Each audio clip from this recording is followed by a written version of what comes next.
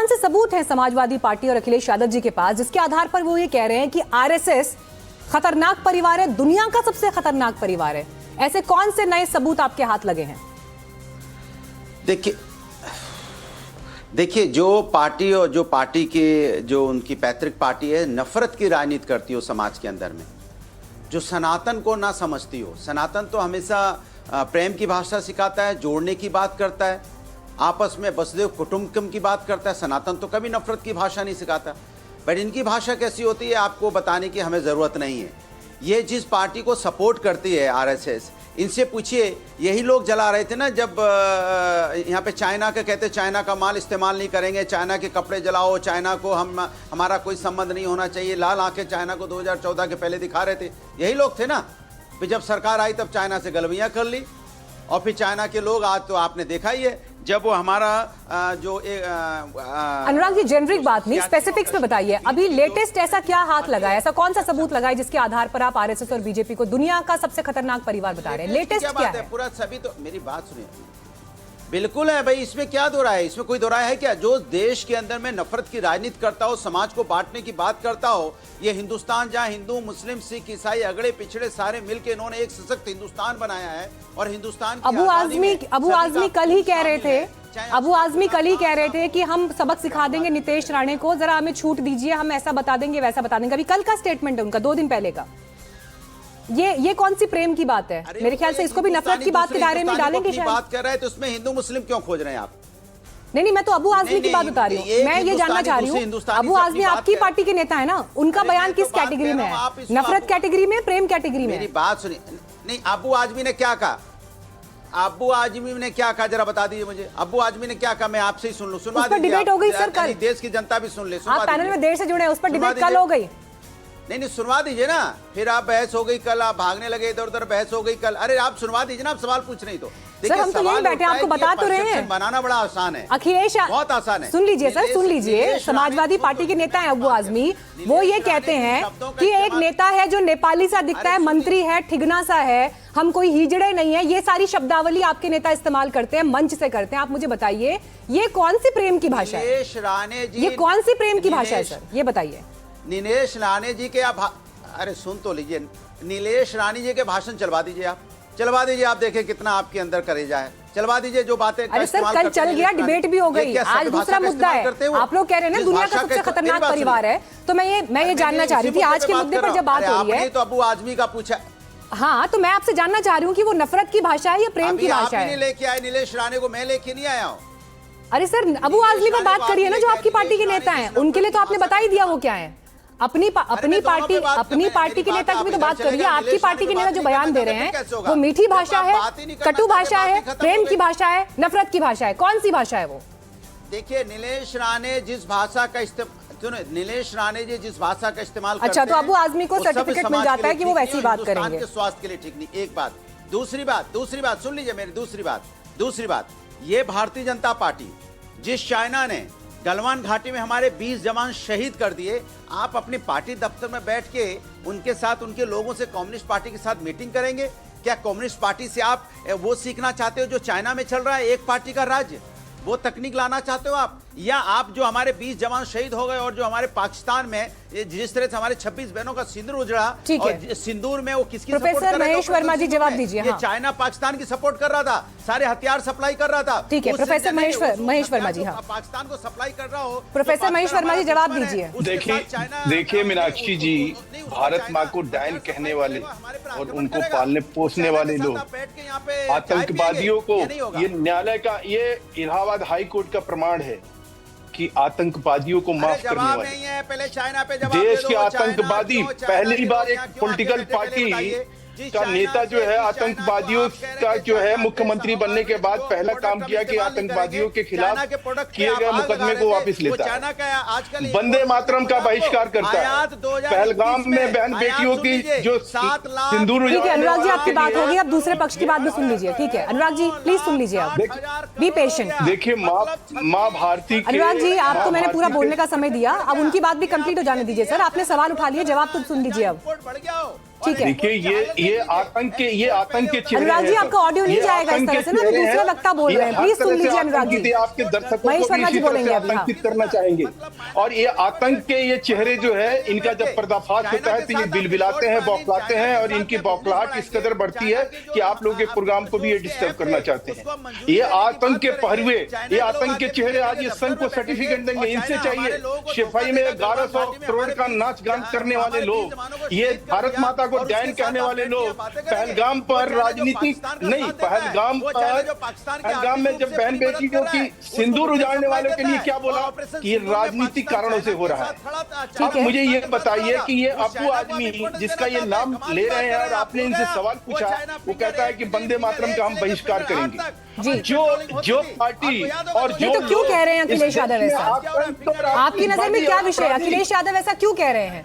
क्यों वो बीजेपी को और आरएसएस को दुनिया का सबसे खतरनाक परिवार बता रहे हैं? राजनीतिक रूप से दिवालिया हो गया। आतंक नहीं, संघ के बारे में आज वो तो ये कह रहे हैं ना कि एसआईआर की भी जो प्रक्रिया थी, एसआईआर प्रक्रिया से कोई घुसपैठिए पर आप लोग रोक नहीं लगा पाए, ये उस प्रक्रिया को ही वो फेक बता रहे हैं। ये लोग झूठ अरे बोलते हैं। सर, मैं तो कह रहा हूँ कि एसआईआर के मामले में इनके नेता पहले दिन फॉर्म भरते हैं, पहले दिन कहते हैं कि एसआईआर का जो इनिशिएटिव है वो सबसे बढ़िया निकला। अब दहाई की संख्या भी पार नहीं कर पाएगी भारतीय जनता पार्टी। शर्म तो इन लोगों को आना चाहिए कि ये किस तरह से बौद्धिक रूप से दिवालिया हो चुके। राजनीति में आप सत्ता से बेरोजगार हो जाएंगे तो इस तरह की भाषा इस्तेमाल करेंगे। संघ के बारे में आप क्या जानते हैं? जवाहरलाल नहीं, आप नेहरू को गाली देने चले हैं, आप सरदार पटेल को गाली देने चले हैं। Anurag ji, one by one बोलेंगे। देखिए सर, मजबूरन मुझे फिर आपका ऑडियो डाउन करना पड़ेगा। अनुराग जी, मैं बार बार आपसे रिक्वेस्ट कर रही हूँ, ये प्लीज जब मैं आपके पास आऊंगी सर, आप प्लीज तब अपनी बात कंप्लीट करिएगा। अच्छा नहीं लगता सर, अच्छा नहीं लगता सर। घर में बैठे दर्शक अपना इंपॉर्टेंट टाइम लेकर डिबेट देखने के लिए, डिस्कशन देखने के लिए बैठते हैं। Have some patience. Anurag ji, आपने सबसे पहले बोलना शुरू किया है, मुझे मजबूरन फिर आपको ऑडियो डाउन करना पड़ेगा क्योंकि आप किसी और की बात कंप्लीट नहीं होने दे रहे। अनुराग जी को ऑडियो डाउन करिए थोड़ी देर के लिए। संगीत रागी, क्यों अखिलेश यादव को आरएसएस और बीजेपी को दुनिया का सबसे खतरनाक परिवार बताना पड़ रहा है? क्या है कारण?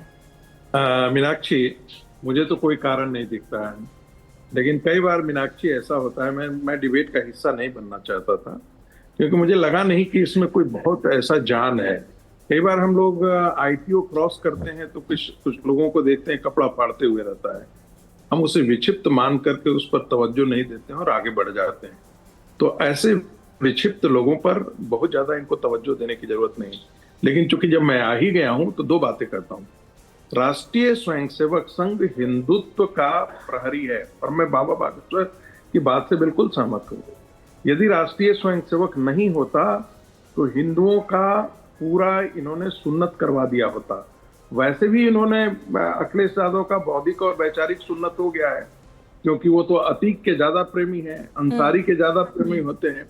उनको राम मंदिर से तो कोई लेना देना नहीं होता है, लेकिन बाबरी मस्जिद के प्रति वो बहुत सहानुभूति मर्यादा सीख लेते। आरएसएस ऐसी भाषा की मर्यादा सिखाता है क्या? कहा कि देखिए मैंने भाषा की मर्यादा तो ठीक रखिए। हम तो आपको प्रोफेसर साहब बोल रहे हैं और आप समाजवादी पार्टी के राष्ट्रीय अध्यक्ष जी को किस भाषा का इस्तेमाल कर रहे हैं? हम तो अपनी बारी में बोलिएगा। रूप से विक्षिप्त समझ रहे हैं, कैसी भाषा बोल रहे हैं। अनुराग जी, अपनी बारी में बोलिएगा प्लीज। संगीत जी कंप्लीट करिए अपनी बात। नहीं आना चाहते थे, नहीं आते तो ज्यादा अच्छा था। प्रोफेसर संगीत आगे अपनी बात कंप्लीट करिए। होते ना, आप अपनी बात कहिए। अनुराग जी को ऑडियो डाउन करिए थोड़ी देर के लिए प्लीज। नहीं मान रहे हैं, नहीं सुन रहे हैं बात। Anurag ji please, debate discussion में सर एक तरीके से बात होगी प्लीज। सर मेरी आपसे रिक्वेस्ट है, मैं बार बार आपसे रिक्वेस्ट कर रही हूँ, बार बार नहीं बोल पाऊंगी। अब वेट करिए अपनी बारी का प्लीज। संगीत रागी कंप्लीट करिए अपनी बात। अनुराग भदौरिया को जानकारी नहीं है।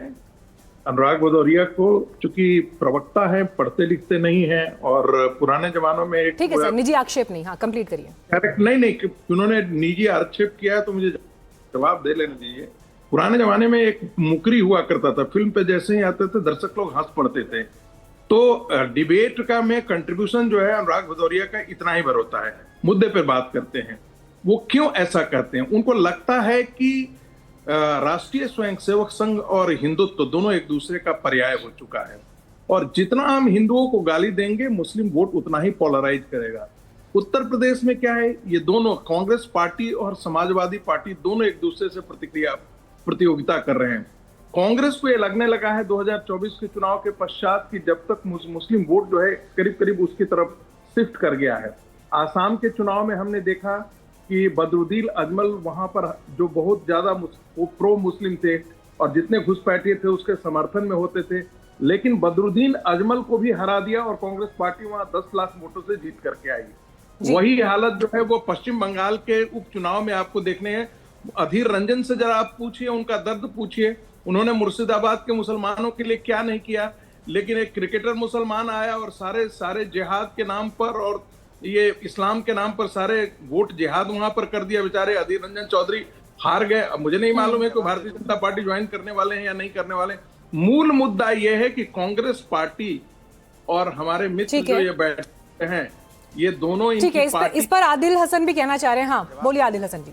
मीनाक्षी जी, पहले बात संगीत रागी को बोलिए कि जिहादवाद क्या बोलता है, चुनाव लोकतंत्र से होता है, ये क्या बार बार बोलता है। एक कैप्सूल सीख लिया क्या? आरएसएस की यही तरबियत है।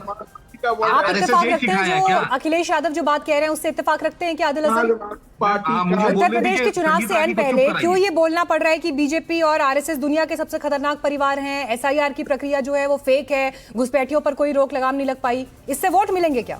वोट बैंक पॉलिटिक्स सेट होती है क्या यूपी की? मैम, सबसे पहले आरएसएस पर जो अखिलेश जी ने बोला, उससे पहले जब देश आजाद हुआ था तो सरदार पटेल ने आरएसएस पे बैन किया था। तिरंगा नहीं मानने पर और संविधान नहीं मानने पर 52 साल इन्होंने तिरंगा नहीं फहराया। इन आरएसएस का 3 लोग तिरंगा उसके हेडक्वार्टर में फहराया तो इन्होंने एफआईआर किया। और मैं आपको बता दूं मैम, वाहिद दुनिया का ऑर्गेनाइजेशन और देश का ऑर्गेनाइजेशन है जिसका ना एफसीआरए है, जिसका ना कोई लेखा जोखा है, जिसका ना फाइनेंस मिनिस्ट्री में डेटा है। आखिर करोड़ों की अरबों की संपत्ति आरएसएस कहां से लाता है? ओवरसीज फंडिंग क्या है और कहां से पैसा? दूसरे मदरसा में 5 रुपया आता है तो आप ईडी भेज रहे हैं, money laundering, income tax. RSS के संघ प्रमुख को जेड प्लस सुरक्षा दिए हुए, क्या वो स्वतंत्रता सेनानी थे? वो देश की आजादी में काम किया था क्या? और बताइए इनका जो धन। आदिल जी, जेड प्लस सिक्योरिटी मिल रही है, इसका आधार मतलब क्या है? इसका आधार आप तय करेंगे कि क्या किस आधार पर मिल रही है? इस देश में बहुत सारे लोगों को जेड प्लस सिक्योरिटी मिली हुई है। पूरा सिक्योरिटी एनालिसिस होता है, उसका पूरा एक फेयर उसका एक एनालिसिस होता है सर। उसका ठीक है, जो बात कह रहे हैं कम से कम थोड़ा मतलब सेंसिबल बात हो जाए ना। देश में बहुत सारे लोग, चाहे पक्ष के लोग हैं, विपक्ष के लोग हैं, किसी भी तरह के लोग हैं, जो भी सुन लीजिए सर, जो भी रिस्क के दायरे में है उनको मिलती है ना सिक्योरिटी। और इस सरकार में, उस सरकार में, हर सरकार में मिलती रही है। मैम सुनिए, पूरे देश के टैक्स पेयर का पैसा है। और मैं बता दूं आरएसएस के बारे में, जब मनमोहन सिंह साहब सरकार में तो एफडीआई जो डिफेंस में हो रहा था, एफडीआई हो रहा था तो आरएसएस रोड पे नाच रहा था कि एफडीआई नहीं होने का। आज पूरा एफडीआई हुआ डिफेंस में, आरएसएस कुछ नहीं बोला। आरएसएस महंगाई पे नहीं बोलता है, आरएसएस इस पर नहीं बोलता है, इस पर आरएसएस विरोध वोट दिलाएगा क्या? सर मैं ये सवाल पूछ रही हूँ आपसे, आरएसएस विरोध वोट दिलाएगा क्या जमीन पर? तो बोलने दीजिए। ये अल्पसंख्यक वर्सेस बहुसंख्यक की जो राजनीति हो रही है उसमें वोट बैंक सेट होता है क्या इससे? मैम देश जो सच्चाई बोल रहे हैं आप और धीरेन्द्र ब्रह्मचारी क्यों नहीं बोलेंगे? छत्तीसगढ़ सरकार स्टेट प्लेन, चार्टर्ड प्लेन उनको दे रही है तो सरकार के वाहवाही नहीं करेंगे तो क्या करेंगे? इनको जो सरकारी टैक्स पेयर का चार्टर्ड प्लेन इस्तेमाल कर रहे हैं क्या बोलेंगे? अब मैं आपको बता दूं, इनका एमएलए बच्चा सोनकर है, भल्लोर से, भाजपा का एमएलए, बोलता है हर मस्जिदों के बाहर हम पोर्क रख देंगे। क्या यही आरएसएस का चरित्र है? आरएसएस यही सिखा रहा है हिंदू मुस्लिम नफरत फैलाने के लिए? अंकिता भंडारी का नहीं दिखा आरएसएस को कि अंकिता भंडारी के साथ क्या अत्याचार हुआ? इनका एमएलए जो सेंगर क्या किया, आरएसएस को नहीं दिखता है महिलाओं? ठीक है महेश वर्मा जी जवाब दीजिए। देखिए आपके बड़े नेताओं के नाम सर जिन केसेस में आए हैं, चाहे वो अंकिता भंडारी का मामला हो, जब उत्तराखंड की राजनीति इतने चरम पर पहुंच गई उसके बाद जाकर सीबीआई इन्वेस्टिगेशन में सर समय लगा, जिस बात को वो हाईलाइट भी कर रहे हैं।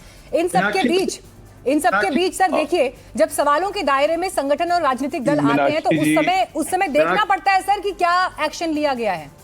मीनाक्षी जी, महेश वर्मा देश के प्रति देखिए सवाल यह है कि देश के दुश्मन कहे जाने वाले लोग जिन्होंने एक पार्टी बनाई जिसका आज उवैसी सी कहीं उसके प्रतिनिधित्व करते हैं, लियाकत अली जो पाकिस्तान के प्रधानमंत्री थे, उन्होंने आईएएम का स्थापना किया, उसकी लेगेसी को ये लोग आगे लेकर बढ़े। और आज ये जो है, आज इनसे आप ये अपेक्षा करेंगे कि ये देश के बारे में बात करेंगे और ये देश के बारे में, भैया मुझे सब मालूम है, तुम मुझे मत सिखाओ। तुम्हारे जैसे तुम्हारे जैसे स्टूडेंट है, मुझे मत सिखाओ, तुम्हारा इतिहास भूगोल क्या है। जवाब देने दीजिए उन्हें। आदिल हसन रुकिए आप प्लीज, अपनी बारी में कंप्लीट बोल चुके हैं आप।